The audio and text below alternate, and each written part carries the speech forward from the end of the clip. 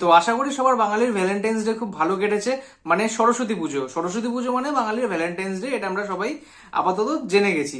তো বাঙালির 12 মাসে 13 পার্বণ, তো প্রথম পর্বটা কিন্তু আমরা অলরেডি ক্রস করে ফেলেছি। So hello guys, welcome to Bangla football YouTube channel. আরেকটা ইন্ডিয়ান ফুটবলের বিভিন্ন রকম আপডেটসের ভিডিও নিয়ে কিন্তু আজকে হাজির হয়েছি। তো অনেক রকমের আপডেট কিন্তু এই ভিডিওতে রয়েছে। আমি অনেক দিন, প্রায় একটা সপ্তাহ ধরে আমি ভিডিও বানাইনি, সব আপডেট কালেক্ট করে আমি একটা ভিডিওতে কিন্তু আজকে পোস্ট করছি। এই কয়দিনে কিন্তু অনেক রকম আপডেট, অনেক কিছু গুঞ্জন, অনেক কিছু কিন্তু ঘটে গেছে। ইস্ট বেঙ্গল প্লেয়ার সাইনিং, নতুন প্লেয়ার হান্টিং, তোমার নতুন ব্রডকাস্টিং পার্টনার কি হতে চলেছে, অনেক কিছু হয়ে গেছে। সব বিষয় নিয়ে কিন্তু কথা বলবো। তো চলো, প্রথম যে বিষয়টা ছোট ছোট আপডেট গুলো দিয়ে আমি শুরু করব, সেটা একদম অল্প সময়ের মধ্যে কিন্তু আমি ফিনিশ করার চেষ্টা করব। ইস্ট বেঙ্গলের নতুন স্ট্রাইকার, স্প্যানিশ স্ট্রাইকার সাইনিং, তার পাশে কিন্তু ইসাক আর রালতের সাথে কিন্তু একটা স্ট্রং লিঙ্ক আপ কিন্তু ইস্ট বেঙ্গলের যোগ, সব নিয়ে কিন্তু কথা বলবো। প্লাস আইএসএল এর ব্রডকাস্টিং নিয়ে যে আপডেটটা ছিল সেটা নিয়ে কিন্তু আমি কথা বলবো। তো চলো শুরু করি ভিডিওটা। প্রথম যে আপডেটটা দেবো সেটা কিন্তু কেরালা ব্লাস্টার্স কে নিয়ে। কেরালা ব্লাস্টার্স থেকে কিন্তু লাস্ট যে দুজন বিদেশি প্লেয়ার বেঁচে ছিল তারাও কিন্তু বেরিয়ে গেছে। মোটামুটি কেরালা ব্লাস্টার্স এর কাছে কিন্তু এখন ইন্ডিয়ান প্লেয়ার ছাড়া আর কোনো বিদেশি প্লেয়ার নেই। প্রত্যেকটা টিম থেকে যখন তার বিদেশি বা কোচ এরকম যখন ছেড়ে যাচ্ছে, জামশেদপুরে কিন্তু নতুন কোচ সাইন হয়েছে, ওয়েন কোয়েল। জামশেদপুর এফসির কাছে কিন্তু একটা ম্যাজিশিয়ান। জামশেদপুর কিন্তু এই বছরের সিজনে, মানে তারা আইএসএল এ যে মানে জবে থেকে ঢুকেছে, তাদের মধ্যে কিন্তু একটাই মাত্র সাফল্য তাদের রয়েছে, তারা কিন্তু আইএসএল লিগ শিল্ড জিতেছিল।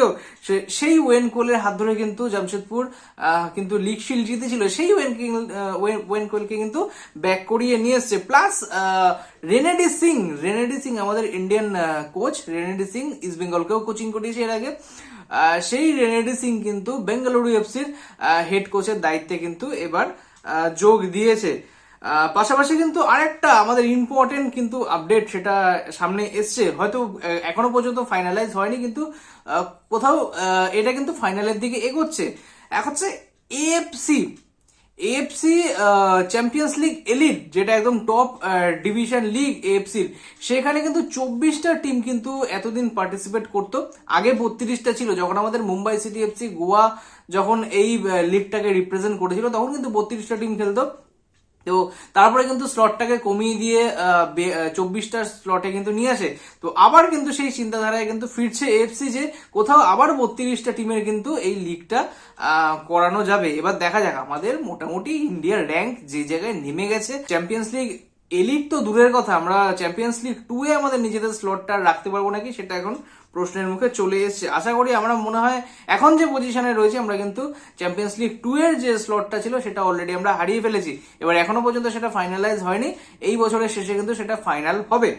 তো এই ছিল ছোটখাটো কিছু আপডেট। এবার জিনিসটা ঢুকি, সেটা হচ্ছে ইস্ট বেঙ্গল যে নতুন সাইনিং করেছে, যা স্প্যানিশ সেন্টার ফরওয়ার্ড ইউসুফ এসেজারি। প্লেয়ারটা কিরকম, প্লেয়ারটার কি বৃত্তান্ত, সব নিয়ে কিন্তু কথা বলবো। তো এটা তো খুব জানা মানে ছিলই যে দুজন যখন সেন্টার ফরওয়ার্ড বেরিয়ে যাচ্ছে, তারপর বিদেশি সেন্টার ফরওয়ার্ড, এক হচ্ছে আমাদের হিরোশি ইবুসাকি, আর হচ্ছে আমাদের হামিদ। তো এই দুজনের পরিবর্তে কিন্তু একটা অ্যাটলিস্ট সেন্টার ফরওয়ার্ড কিন্তু আসতো, সেটা কিন্তু কোচ অস্কার ব্রুজানো কিন্তু জানিয়েছিল জিনিসটা। তো সেই রকমই কিন্তু হয়েছে। কোথাও ডিওগো মরিসিও আর হচ্ছে কিন্তু জর্জ পেরেরা ডিয়াজের মধ্যে কিন্তু একটা জল্পনা চলছিল, কিন্তু কোথাও আউট অফ দ্য বক্স এই প্লেয়ারের নাম কিন্তু কেউ শোনেনি। তো কোথাও সেই প্লেয়ারকে কিন্তু সাইন করানো হচ্ছে। লাস্ট খেলেছে কিন্তু সিঙ্গাপুরিয়ান প্রিমিয়ার লিগে, কিন্তু প্লেয়ারটা লাস্ট খেলেছে। সব কিছু নিয়ে কিন্তু কথা হলো, প্লেয়ারটার ফিজিক ভালো, প্লেয়ারটার তোমার হচ্ছে হাইট ভালো, মানে স্প্যানিশ সেন্টার ফরওয়ার্ড, তার কিন্তু মরক্কোর সিটিজেনশিপও রয়েছে। ন্যাশনাল টিমের কেরিয়ার হিসেবে যদি দেখি, তাহলে কিন্তু মরক্কো আন্ডার-17 টিমের কিন্তু এ কিন্তু খেলেছে। আর কোনো ন্যাশনাল টিমের কিন্তু আপাতত স্ট্যাটস নেই, বা ন্যাশনাল টিমে কিন্তু আর কোনো রকম জায়গা করে নিতে পারেনি। তো এই 32 বছর সেন্টার ফরওয়ার্ড, সব থেকে বড় কথা কিন্তু প্লেয়ারটা কিন্তু গোলের মধ্যে রয়েছে। এই যে আগের যে সিজনটা গেছে, এই সিজনটায়, মানে আমাদের তো সিজন এখনো শুরু হয়নি, কিন্তু মোটামুটি ফুটবলের সিজন কিন্তু অনেক মাস আগে থেকে কিন্তু শুরু হয়ে গেছে। তো এই 2025-26 সিজনে প্লেয়ারটা কিন্তু টোটাল 13টা ম্যাচে 12টা গোল করেছে, প্লাস 2টো কিন্তু অ্যাসিস্ট করেছে, মানে প্রায় 14টা goal contribution in 13 match. It's a huge number, কিন্তু এটা কিন্তু অনেক বড় একটা নাম্বার। তো কোথাও প্লেয়ারটা গোলের মধ্যে রয়েছে, প্লেয়ারটার ফিজিক ভালো, হাইট ভালো, কোথাও আমাদের ইন্ডিয়ান যে সাবকন্টিনেন্টের বা এই যে এরিয়ার যে সাবকন্টিনেন্টাল যে ওয়েদার, সেই ওয়েদারের সাথে কিন্তু মানিয়ে নিতে পারবে। তার কারণ সাউথ ইস্ট এশিয়ার সাথে অলরেডি খেলা হয়ে গেছে, তার থাইল্যান্ডে খেলা হয়েছে, তার সিঙ্গাপুরে খেলা হয়েছে, কম্বোডিয়াতে খেলেছে, লাওসে খেলেছে। তো একটা ভাস্ট এক্সপিরিয়েন্স কিন্তু আমাদের সাউথ ইস্ট যে এশিয়ান কান্ট্রিগুলো তাদের মধ্যে কিন্তু রয়েছে। তো ইন্ডিয়া কোথাও না কোথাও সেই জায়গাতেই পড়ে। তো আশা করি ওয়েদারের দিক থেকে মানিয়ে নিতে কোনো রকম অসুবিধা হবে না কিন্তু এই প্লেয়ারের। এবার দেখা যাক আমাদের আইএসএল এ এসে কিরকম পারফরমেন্স দেয়, কারণ এর আগে কিন্তু অনেক হাই প্রোফাইল প্লেয়ার এসে কিন্তু আইএসএল এ কিন্তু ফ্লপ হয়েছে, কিন্তু সেরকমই কিন্তু একদম আনকোড়া প্লেয়ার, কোনোদিন কেউ নাম শোনেনি সেরকম প্লেয়ার এসেও কিন্তু আইএসএল এ হিট খেয়েছে, জাস্ট লাইক আলাদিন আজারে। আলাদিন আজারেকে নিয়ে একটা কথা বলার আছে, সেটা হচ্ছে আলাদিন আজারে কিন্তু মানে এক্সিট হয়েছে, লোন ডিল কিন্তু হয়েছে, সেও কিন্তু চলে গেছে আইএসএল এ, মানে ইন্ডোনেশিয়ান সুপার লিগে।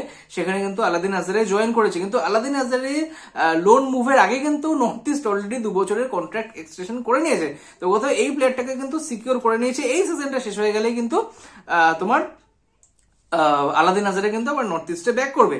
ওকে, তো নেক্সট যে বিষয়টা নিয়ে কথা বলবো সেটা হচ্ছে ইসাকা রালতে, ওড়িশার রাইট উইঙ্গার বা left winger, right winger left winger দুটো জায়গাতেই খেলতে পারে, রাইট মিডফিল্ড অপশনেও খেলতে পারে। সো ইসাক ভার্নালুয়েত ফেলা, তো এই প্লেয়ারটা আমরা শর্টে তাকে ইসাক রালতে বলেই জানি, সেই ওড়িশার সেই রাইট উইঙ্গার কিন্তু মানে যথেষ্ট ভালোভাবে কিন্তু টাচে রয়েছে ইস্ট বেঙ্গলের, যথেষ্ট কিন্তু অ্যাডভান্স স্টেজে কিন্তু রয়েছে।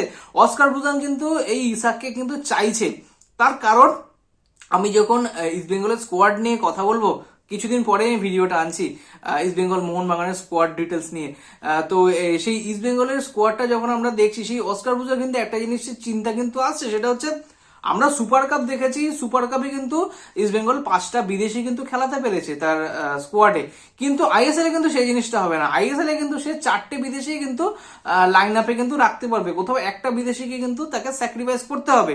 এবার সেই জায়গাটা রিপ্লেস করবে কে? সব থেকে বড় চান্স কিন্তু হচ্ছে এখানে মিগুয়েল ফিগুয়েরা।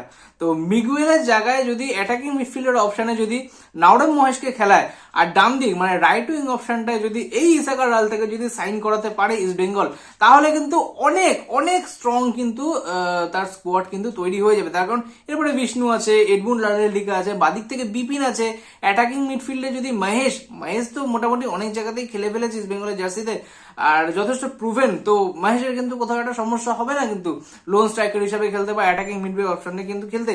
তো সেই জিনিসটা নিয়ে ডিসকাস করবো আমি যখন ইস্ট বেঙ্গলের স্কোয়াড ডেপথ নিয়ে যখন কথা বলবো। তো কোথাও ইসাকা রালতে কিন্তু যথেষ্ট অ্যাডভান্স স্টেজে কিন্তু রয়েছে ইস্ট বেঙ্গলের সাথে। এবার দেখা যাক সাইনটা হয় নাকি। ওড়িশার এই মুহূর্তে যে অবস্থা, ওড়িশা কিন্তু চাইলেই কিন্তু প্লেয়ারটাকে ছেড়ে দিতে পারে, তার কারণ এই সিজনের কিন্তু আর 5টা মাস কিন্তু ওর বাকি রয়েছে। এই সিজনে যদি নাও আসে তাও কিন্তু প্রি কন্ট্রাক্ট কিন্তু সাইন করে রাখতে পারে ইস্ট বেঙ্গল, তার কারণ হচ্ছে তার কিন্তু 31শে মেতে কিন্তু তার কন্ট্রাক্ট এক্সপায়ার হয়ে যাবে। তো চাইলে কিন্তু ইস্ট বেঙ্গল এখন মানে প্রি কন্ট্রাক্টে সাইন করে রাখতে পারে নেক্সট সিজনের জন্য। তো এই হচ্ছে বিষয়।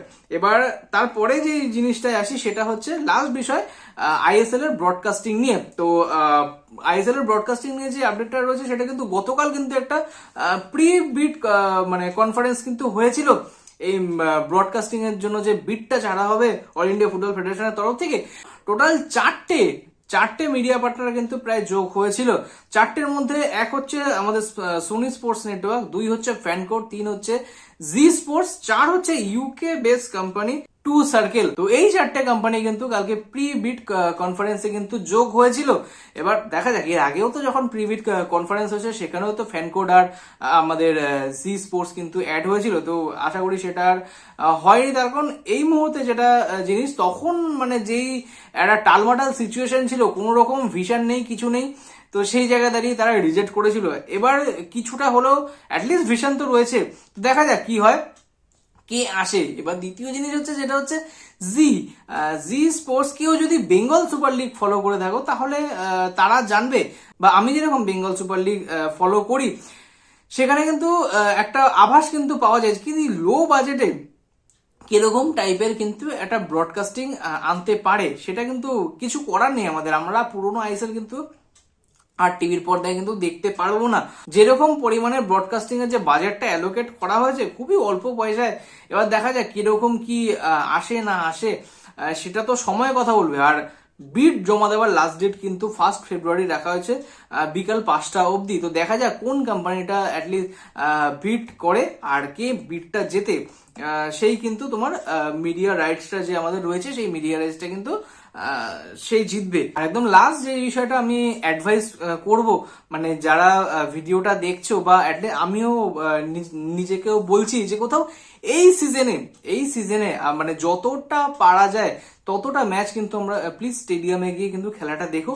তার কারণ স্টেডিয়ামে গিয়ে যদি আমরা খেলাটা দেখি তাহলে কিন্তু একটা টিকিট রেভিনিউর যে একটা ব্যাপার রয়েছে, সেই রেভিনিউটাও কিন্তু ক্লাবসদের ভালো রকম কিন্তু জেনারেট হবে। কারণ এখন আমরা জানি যে পুরো মডেলটাই কিন্তু ওপেন মডেল, সব কিছু কিন্তু ডিপেন্ড করে রয়েছে যে একটা রেভিনিউ স্ট্রাকচারের উপর।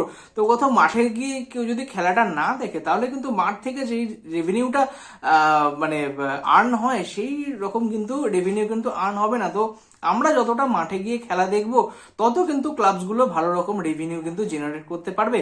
তো সবার কাছে আমার এটাই আবদার, বা এটা আমি নিজেকেও বলছি যে প্লিজ এই সিজনে অ্যাটলিস্ট এই যে সিচুয়েশনটা রয়েছে, যেরকম সিচুয়েশনে থাকুক না কেন, তোমার পছন্দের টিমকে অ্যাটলিস্ট যে কটা ম্যাচ পারো সেই কটা ম্যাচ কিন্তু একটু প্লিজ স্টেডিয়ামে গিয়ে দেখো। এটাই কিন্তু আমার বিনীত অনুরোধ। তো দেখা যাক কি হয়। এরপরে তো অবশ্যই যা যা আপডেট হবে সব রকমের ভিডিও কিন্তু বানাবো, প্লাস ইস্ট বেঙ্গল আর মোহনবাগানের কিরকম স্কোয়াড তৈরি হতে পারে সেই রকম নিয়ে কিন্তু আমি ভিডিও আনবো। তো আর বেশি দিন বাকি নেই আইএসএল এর, ফেব্রুয়ারি মাস প্রায় পড়ে যাবে। তো ব্যাস 14 তারিখ থেকে তো শুরু হয়ে যাচ্ছে আমাদের এই সিজনের ইন্ডিয়ান সুপার লিগ। তো আশা করি ভিডিওটা ভালো লাগলো, এখানে আমি স্টপ করছি, আর সেরকম কিছু বলার নেই। যদি এতটা ভিডিও দেখে থাকো তাহলে প্লিজ একটুখানি লাইক করে দিও, চ্যানেলে প্রথমবার এসে থাকলে চ্যানেলটাকে একটুখানি সাবস্ক্রাইব করে দিও। তো ততক্ষণের জন্য শুভরাত্রি, দেখা হবে পরের নতুন ভিডিওতে, ততক্ষণের জন্য টাটা।